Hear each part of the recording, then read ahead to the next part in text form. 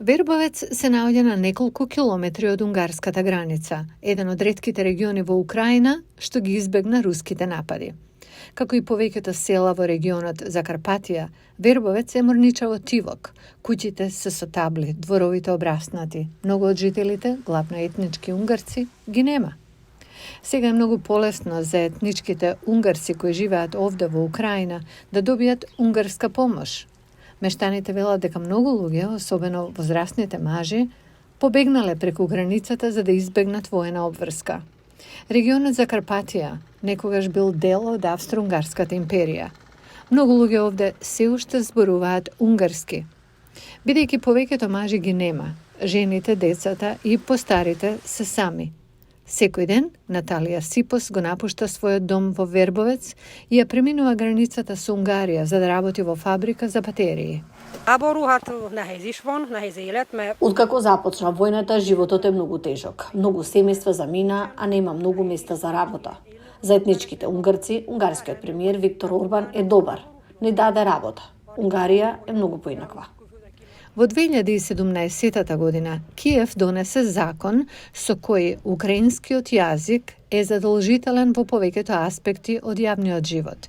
Етничките унгарци се пожалија на дискриминација. Унгарскиот премиер Виктор Орбан ја наведе оваа како една од причините за блокирање на пристапните преговори на Украина со Европската Унија. Европската Унија го убеди Орбан да ја напушти просторијата кога тие гласа за почеток на преговорите со Киев во декември. Украина оттогаш го измени законот, а унгарските училишта во Закарпатија можат да учат на нивниот јазик. Некои локални жители сепак сметаат дека се користени како пиони во политичката игра. Érdekes, hogy nagyon sokszor azok a feszültségeket. Многу често етничките тензии во овој мултиетнички простор доаѓаат однадвор. Луѓето кои живеат рамо до рамо овде, старосоделците од овие простори во основа немаат проблеми меѓу себе. Многу пати ова е вештачки генерирано разгорување на тензиите. Но многу локални жители велат дека сиромаштијата е најголемиот проблем, а не политиката. Некои дури се носталгични за комунистичките денови, како Марика, 81-годишната жителка на Вербовец, која не сакаше да го каже своето презиме.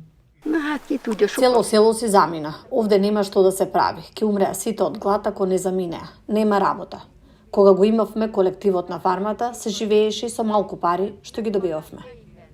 Вербовец е далеко од првите редови, но војната ги испразни овие погранични села и го отежна животот на оние што останаа.